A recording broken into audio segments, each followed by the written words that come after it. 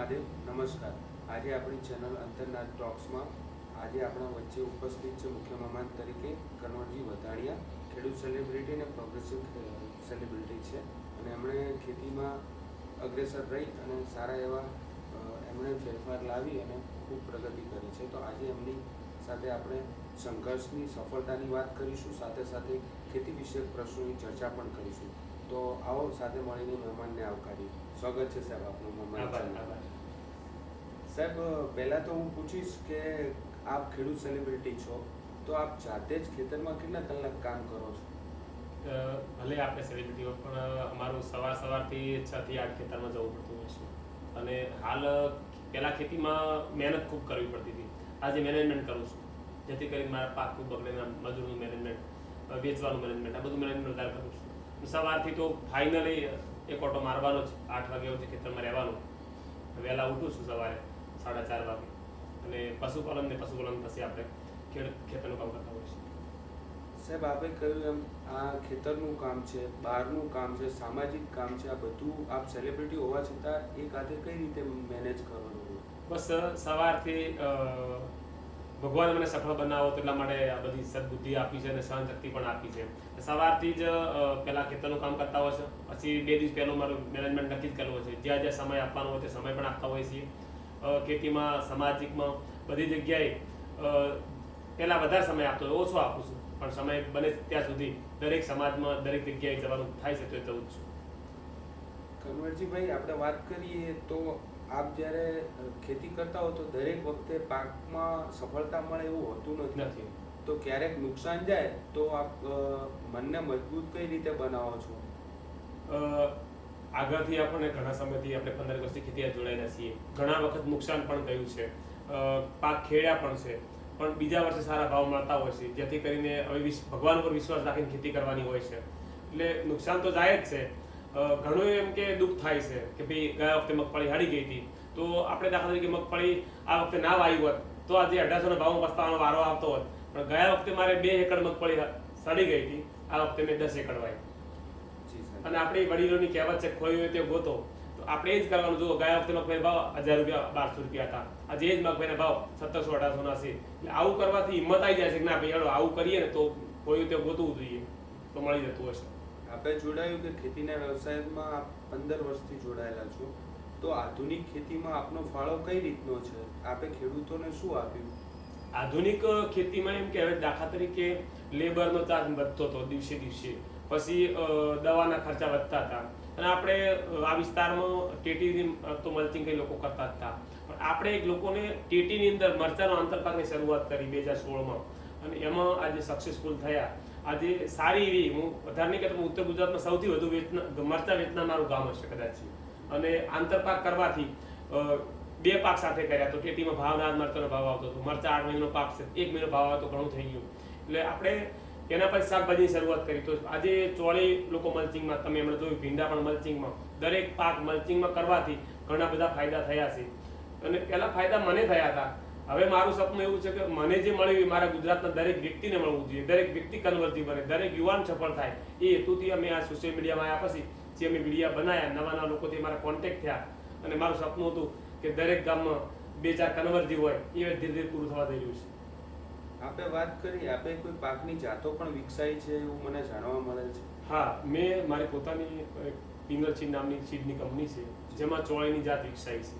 ચોળી પહેલાં હું બ્રાન્ડ તરીકે મારા પેકિંગમાંથી બીજી કંપનીનો ફોટો આવતો હતો, જ્યાંથી હું સેલિબ્રિટી કહેવાનો, અને પછી ધીરે આપણે પોતાની કંપની વિકસાવી। બધા કોઈ કન્વર્જી ભાઈ તમે જે બિયારણ વાવો છો અમને આપો, તો આપણે પોતાનું બિયારણ બીજા લોકો સુધી પહોંચાડ્યું।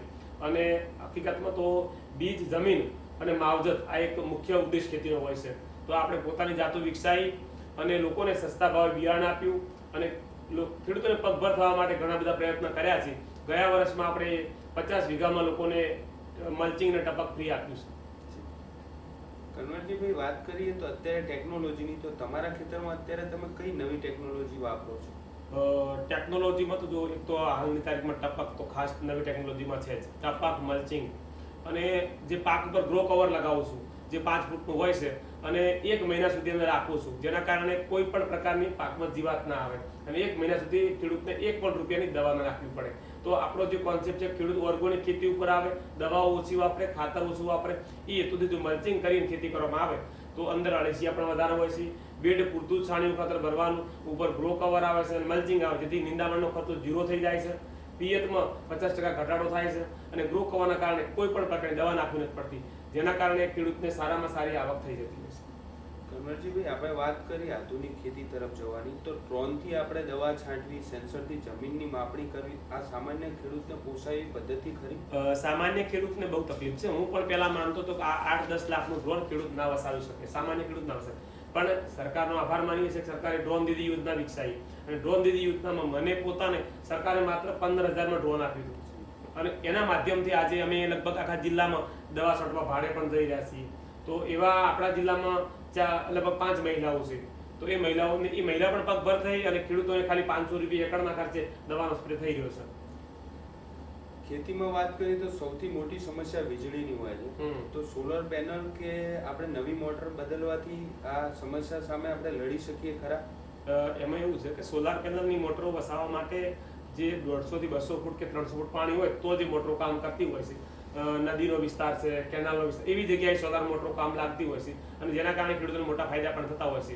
પણ આજે ખેડૂતો જે સોલાર પેનલની સરકારની યોજના હતી, એ યોજનાથી વીજળીનું નિરાકરણ નથી, પણ બિલનું 0% નિરાકરણ થઈ જતું હોય છે. બિલ 0 થઈ જતું હોય છે, કારણ કે જે સોલારની આવક થાય છે એ સરકાર મજરે આપતી હોય છે, તેના કારણે બિલ 0 થઈ જાય છે, પણ વીજળીનું નિરાકરણ 0 ના થઈ શકે. કારણ કે આજે આપણા બનાસકાંઠામાં જોવા જઈએ તો 500 ફૂટથી લઈ અને 1000 ફૂટ ઊંડે પાણી છે, તો એટલું સુધી સોલાર પેનલ મોટર ક્યારે ખેંચી ના શકે. એટલા માટે સોલારથી વીજળી નિરાકરણ ના થઈ શકે. આગળ વાત કરીએ ટેકનોલોજીની, તો આપ સરકારીની કઈ કૃષિ એપ વાપરો છો અને સાથે સાથે હવામાનની આગાહી માટે કોઈ એપ વાપરતા હો જેનાથી તમને ફાયદો થયો હોય? ફાયલો મશીન પણ વાપરું છું, સરકારની ઘણી બધી એપો પણ વાપરું છું અને આજનું તો હવામાન અમારે ગ્રુપ જ હોય છે કે જેમાં બધી જ સંકેત થતા હોય છે. દાખલા આ તારીખે વરસાદ થશે, આ બધું સરકારની જે હાલની આગાહીઓ છે એ પહેલાં આગાહીઓ ખોટી પડતી હતી, પણ હવે તે આગાહીઓ સચોટ જ હોય છે અને આગાહી પ્રમાણે ખેડૂત પણ આજે બધા લોકો મોબાઈલ વાપરતા હોય છે. તો આગાહી પ્રમાણે સાવચેતી રાખે તો પાક બગડવામાં જે પહેલાં કરતાં હાલની તારીખમાં 50% ઘટાડો થઈ શકે છે. સાહેબ, હવે આગળ વાત કરીએ, નવી ટેકનોલોજી બધાએ અપનાવી છે, એનાથી ખેડૂત સ્માર્ટ બન્યો છે કે આળસુ બન્યો છે? એક બાજુ જોવા જઈએ તો આળસુ પણ બન્યો છે, કારણ કે પહેલા વખતમાં અમે છૂટું પાણી વાત આખી રાત પાવડા કૂટતા હતા, અમને થાક નતો લાગતો. આજના યુવા ધનને ફુવારાના કોક બંધ કરવા માટે પણ બાઇક લઈને જાય છે. એટલે એક જો તો આળસુ બન્યો છે. ટેકનોલોજી તો આવી જ છે. ખરેખર સરકારે જે DDRC, ટપક, આ બધું ફુવારા આપ્યા એનાથી ખેડૂતને ખૂબ સારો ફાયદો થયો છે. એટલે એક બાજુ સ્માર્ટ પણ બન્યો છે, કારણ કે પહેલા ખેડૂતના હાથ કેવા હતા, આમાં અટવણ પડી જતા, ખબર પડતી કે ભાઈ આ ખેડૂત છે, કપડાથી ખબર પડતી આ ખેડૂત છે. પણ આજે આજનો યુવાધન સિસ્ટમ સાથે ચાલી અને સ્માર્ટ ખેડૂત તરીકે સારી પ્રગતિ કરી રહ્યો છે. સૌથી વધુ ખેડૂતને દુઃખ આપતો પ્રશ્નની વાત કરીએ તો મહેનત તમારી હોય છે, જમીન તમારી અને પાકના ભાવ વેપારીઓ નક્કી કરે, ત્યારે તમને કેવું ફીલ થાય? ખૂબ દુઃખ થતું હોય છે, પણ હું માનું છું ખેડૂતને વેપારી, મજૂરી અને વૈજ્ઞાનિક 3 પોતાને બનવાની જરૂર છે. દુનિયા પકવે છે, ખેડૂતને બધાને પકવતા આવડે છે. જ્યાં સુધી તમારો માલ તમને વેચતા ના આવડે કે તમે ખેડૂત કેવરો જ ના. ખેડૂત વેપારી પોતે બની જવો જોઈએ. ખેડૂત પોતાના નામનું બોક્સ પેક કરે અને પોતે ભલે રોડ ઉપર ઉભો રહીને વેચે તો લોકો આજે ખાવા તૈયાર છે. પણ ખેડૂતો થોડા આળસુ છે અને અમુક ખેડૂતો મોટા છે, જેથી કરીને હું હમણાં ઘણા બધા ખેડૂત જોયા મેં. નખત્રાણામાં એક ખેડૂત છે જે સોમનાથ પોતાના નામનું પેકિંગ કરી અને પોતે વેચે છે. એ ટેટી છે, દાખલા તરીકે ટેટી આપણે વેચવા જઈએ ટોલું ભરીને તો રોડ ઉપર 10 રૂપિયા કિલો કોઈ લેતું નહીં અને 5 કિલો બોક્સ પેક કરે અને 150 ભાવ રાખે તો લોકો લાઈનમાં ભરીને લેવાના છે. એટલે તો 31 રૂપિયા ટેટી થઈ જતી હોય છે. પેકિંગ સારું કરીને ખેડૂત પોતે, હું ઘણી ખરી મારી પ્રોડક્ટ સોશિયલ મીડિયામાં મૂકું છું તો લોકો સામેથી ફોન કરે કે ભાઈ તમારું થોડું બધું મારે ખાવું છે, જે હોય ભાવ મેં આપવા તૈયાર છીએ. લોકો તો ખાય જ છે. 700 રૂપિયાનો પિઝા ખાતા હોય તો આપણું શાકભાજી ના ખાય, પણ આપણને વેચતા આવડવું જોઈએ. કનવરજીભાઈ, આગળ વાત કરીએ કે જ્યારે આધુનિક ખેતીની વાત આવે, ખેડૂત આર્થિક રીતે એટલો સદ્ધર નથી, તો આ ટેકનોલોજી વસાવવા માટે લોન લઈ દેવું કરી ટેકનોલોજી વસાવી એ પ્રગતિ છે કે મોટું જોખમ છે? આજના સમયની અંદર જો તમારે પ્રગતિ કરવી હોય તો રિસ્ક સાહેબ લેવું પડશે અને ખર્ચા કરે તો જ પરચા મળતા હોય છે. ખેતીમાં પણ જો મેનેજમેન્ટ કરે, આજે લોકો અમારા વિસ્તારમાં ભાડે જમીનો લે છે અને સારામાં સારી આવક મેળવે છે. હવે અમારા વિસ્તારમાં ભાડું 1 વીઘાનું 30,000 રૂપિયા છે અને ઘણા વિસ્તારમાં એવા છે કે લોકો રડે છે કે ભાઈ અમને કંઈ વધતું જ નથી. તો હું માનું છું કે આ લોકો ભાડે લઈને પણ એમને વધતું હોય તો આપણે આપણી બાપુજીમાં કેમ ના વધતું હોય. અને લોન તો આજે કોઈ ખેડૂત એવો નહીં હોય જેના માટે લોન નહીં હોય, પણ આજે લોકો 25 લાખનો પોલી હાઉસ બનાવે છે. 25 લાખ રૂપિયા સરકાર એમને અડધી સબસિડી આપે, બાકી લોન પણ આપતી હોય છે. તો રિસ્ક તો લેવું જ પડશે. અને ખરેખર હું સરકારની જે યોજનાઓ છે, સરકારે દરેક યોજનામાં સબસિડી જાહેર કરી છે.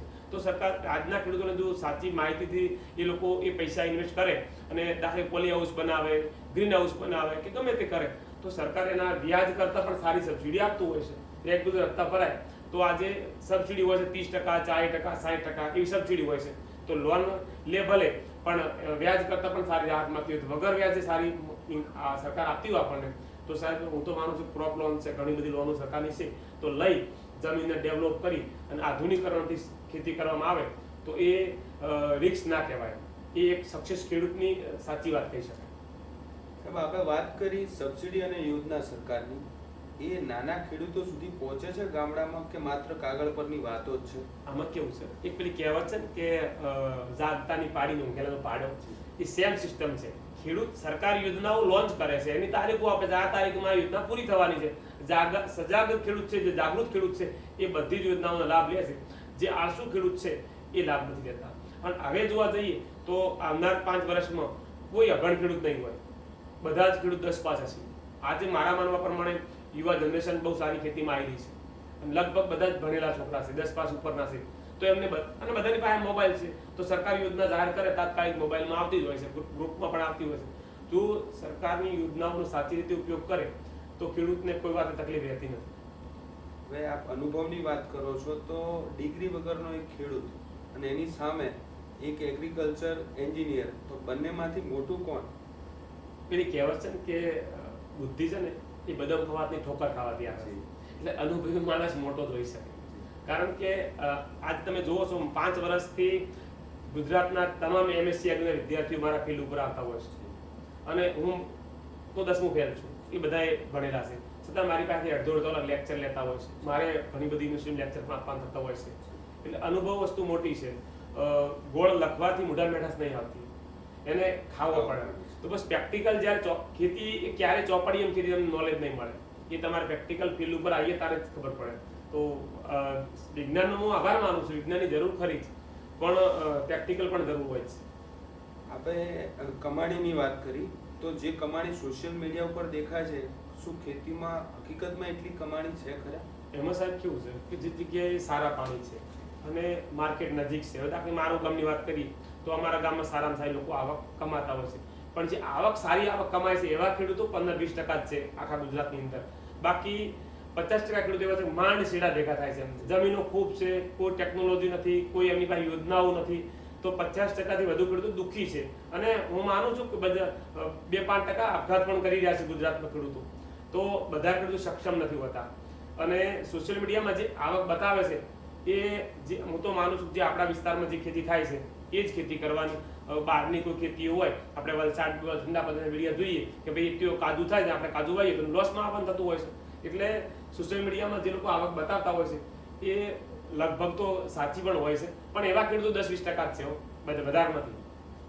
તમારો આપણા ખેડૂતોનો સંદેશ શું છે? કઈ રીતે પ્રગતિશીલ તમારી જેમ ખેતી કરવી જોઈએ, એમને શું કરવું જોઈએ? હું તો એટલું જ કહું છું કે સમય સાથે ચાલો.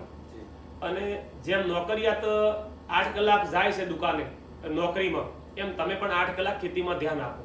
જેમ દુકાનદાર સવારે શટર ખોલી એમ ધરતી માતાને પાય લાગીને શટર ખોલે છે, એમ તમે પણ ધરતી માતાને પાય લાગીને સવારે 8 વહેલા જઈને દુકાને જેમ 8 આખો દી હાજરી આપો. અને હું તો માનું છું કે તમે ખેતરમાં 6 કલાક હાજરી આપશો અને સમયસર વાવણી કરશો તો ક્યારેય લોસ નથી આવવાનો. ખેતીને બિઝનેસ માનો, ખેતીને ખેતી નહીં. ખેતી એક ઇન્ડસ્ટ્રી છે. તમને ખેતીને બિઝનેસ તરીકે સ્વીકારશો તમે તો ખેતી જેવો કોઈ બિઝનેસ નથી. એમાં આવક અમર્યાદિત છે, એની કોઈ સીમા નથી. અને આવનાર સમય એક એગ્રીકલ્ચર બિઝનેસ આવવાનો છે અને એગ્રીકલ્ચરનો ટ્રેન્ડ આવવાનો છે. તો જો બધું જ તમને મળી રહેશે કોમ્પ્યુટરમાં, પણ ઘઉં ક્યારે કોમ્પ્યુટરમાં ઉગવા નથી. તો આજે એક બાજુ શહેરીકરણ થઈ રહ્યું છે, એક બાજુ સોલારવાળા જમીનો લઈ રહ્યા છે, એક બાજુ જમીન બગડી રહી છે. તો હું માનું છું કે આવનાર 5 વર્ષમાં ખેતી માટે જમીન તમને મળશે જ નહીં. અને ખેતી માટે, અનાજ માટે લોકો વળખા મારશે. હાલ તો હજુ આપણે જોયું બધું કે ડીઝલ માટે લાઈનો હતી, આમ લાઈનો હતી, પણ મને એવું દેખાય છે કે આવનાર સમય એવો આવે છે કે તમારે અનાજ માટે પણ લાઈનમાં ઊભું રહેવું પડશે. કન્વરજીભાઈ, આપણે વાત કરીએ તો ખેડૂતનો સાચો મિત્ર કોણ? સરકાર, નવી ટેકનોલોજી કે પોતાની મહેનત? એમાં નથી કહેવત કે જય વિજ્ઞાન જય કિસાન? આપનો નારો છે. હા, તો મારું તો જય જવાન જય કિસાન પણ જય વિજ્ઞાન જય કિસાન પણ છે. તો વિજ્ઞાનની પણ જરૂર છે. સરકાર, આપણે એનું ખોટું નથી કહેતા, સરકારની ઘણી બધી યોજનાઓ હોય છે, પણ હજુ આ સમય જે હતા એમાં ખેડૂતો 40% પણ હતા, જેથી પૂરી યોજનાઓ ત્યાં સુધી પહોંચતી નથી. અને હવે જે નવી જનરેશન આવે છે એ યોજનાઓનો લાભ પણ સરકારની પણ જરૂર છે, વિજ્ઞાનની પણ જરૂર છે, મહેનતની પણ જરૂર છે. આ ત્રણનો સંગમ થઈ જાય ને, જો મને સરકારે એટલા બધા એવોર્ડ આપ્યા છે, પછી એટલી બધી યોજનાઓ પણ મળી છે, પણ હું સજાગ છું એટલા માટે. સજાગ જાગતા હોય તો તમને 100% બધા લાભ મળતા હોય છે. અને વિજ્ઞાનની પણ જરૂર છે અને મહેનતની પણ જરૂર છે. એકલો મહેનત પણ કોઈ કરવાનું નથી. હું પહેલા એકલું મહેનતથી ચાલુ ખેતી કરતા, બાજરી વાવતા હતા, ચારે પોણી વાવતા હતા, મણ શીડા ભેગા થતા. પણ જ્યારે વિજ્ઞાન સરકારનો સંગમ થયો, મારી મહેનતનો સંગમ થયો, ત્રણે ભેગું થયું, તારે મારી આવકમાં, હું તો સરકાર તો ઘણી વાર કહે છે કે ભાઈ 2 બમણી આવક, મેં 5 ગણી કરી બતાવી છે, પણ મારા જેવા ખેડૂતો ઓછા કે જેની આવકમાં સુધારો થયો હોય. પણ ખેતીને તો મેનેજમેન્ટથી કરવામાં આવે સાહેબ, અને બિઝનેસને સ્વીકારવામાં આવે તો ખેતી જેવો કોઈ ધંધો નથી. અને જે પણ ખેડૂતોને જમીન છે, મહેરબાની કરીને કોઈ વેચતા નહીં, મારો એક સંદેશ છે. અને વેચતા નહીં, જે છે એમાં ખેતી કરજો સાહેબ, તમારો સમય 100% આવવાનો છે. કન્વરજીભાઈનું મનપસંદ ખેતીનું સાધન, ઓજાર શું, મશીન કયું? ખાસ કરીને જોવા જઈએ તો આમ તો મારું સાધન તો મને ટ્રેક્ટર બહુ મજા આવે છે. અને હાલની તારીખમાં જો મલ્ચિંગ મશીન છે મને બહુ ગમે, કારણ કે એમાં 5 કામ સાથે થાય છે. ઓર્ગેનિક ખાતર, રાસાયણિક ખાતર, બેડ બધું મસ્ત બનતું હોય છે અને ખેતર પણ મસ્ત લાગે, એટલે મને મલ્ચિંગમાં બહુ ગમે છે. કન્વરજીને ફોર્ચ્યુનર ગમે કે ટ્રેક્ટર ગમે? એમાં એવું નથી. જ્યારે બહાર જતા હોય તો ફોર્ચ્યુનર પણ ગમતી હોય છે, પણ જે ટ્રેક્ટરમાં ફીલ આવે છે, મારે ઘણી બધી સ્કૂલોમાં લેક્ચર હોય છે, સ્કૂલનું લેક્ચરમાં ક્યારેય ફોર્ચ્યુનર નથી થતું. સ્કૂલનું લેક્ચર હું ટ્રેક્ટરને લેવા દઉં છું. અને અમારા હાલના જે નવા ટ્રેક્ટર આવ્યા છે એમાં બહુ સારી સુવિધાઓ, પાવર સ્ટીરિંગ છે, ઘણી બધી સુવિધાઓ પહેલાંના કરતાં ટ્રેક્ટર બહુ સારા આવ્યા છે, તો ટ્રેક્ટરમાં બહુ મજા આવે છે. ખેડૂતનો અસલી દુશ્મન કોણ? કમોસમી વરસાદ કે બજારના વચેટિયા? બંને દુશ્મન જ કહેવાય આમ તો ખરેખર જોઈએ તો. આમ ખરેખર જો બજારના વચેટિયા છે ને એ અને એક્સપોર્ટ. હવે આપણે વિદેશમાં વિડીયો જોઈ રહ્યા, ભાઈ કાલે વિડીયો હતો કે 250 ગ્રામ ઘઉંના ભાવ $3 હતા. તો 250 ગ્રામ ઘઉંના ભાવ $3 હોય તો હોય $3 તો મણ ઘઉંનાય નહીં આવતા. તો વચેટિયા દુશ્મન કહેવાય. વચેટિયા કેટલું બધું ખાતા હશે ખેડૂત વચ્ચેથી. અને કમોસમી વરસાદમાં તો કદાચ હવે પોલી હાઉસ બનાવીએ તો આ તે બનાવીએ, ખેડૂત જાગૃત થઈ જાય તો એટલું નુકસાન નથી થતું. પણ વચેટિયા જ્યાં ભાવ ફરક બહુ ખેડૂતોને નુકસાન થતું હોય છે, અને એના કારણે ખેડૂતોને ખૂબ નુકસાન થાય છે. સાહેબ, એક જ વાક્યમાં મને જણાવશો, કન્વરજીભાઈ એટલે કોણ? કન્વરજીભાઈ માટે લોકો તો કહે છે કન્વરજીભાઈ સેલિબ્રિટી છે, કન્વરજીભાઈ આમ છે, પણ હું માનું છું કન્વરજીભાઈ એટલે ગુજરાતના ખેડૂતોના ભાઈ. અને બસ મારે સાચી દિશામાં ખેડૂતોને લઈ જવાશે એ લક્ષ્ય મારું. અને ગુજરાતના ખેડૂતો માટે, દરેક બહેનો માટે, ભાઈઓ માટે ભાઈ જ છું. તો મિત્રો, આ હતા આપણા ખેડૂત સેલિબ્રિટી કન્વરજી વધાણિયા, જેમણે આપણા પ્રશ્નોના વિગતવાર ચર્ચા કરી અને એમની ખેતીની ટેકનોલોજી આપણા સાથે ચર્ચા કરી અને આપણને ખેતી વિશે સંદેશ પણ આપ્યો. તો જોડાયેલા રહો અમારી સાથે. એક નવા વિચાર અને એક નવા સંવાદ સાથે ફરી મળીશું. ત્યાં સુધી જોતા રહો અમારી ચેનલ અંતરનાદ. હર હર મહાદેવ.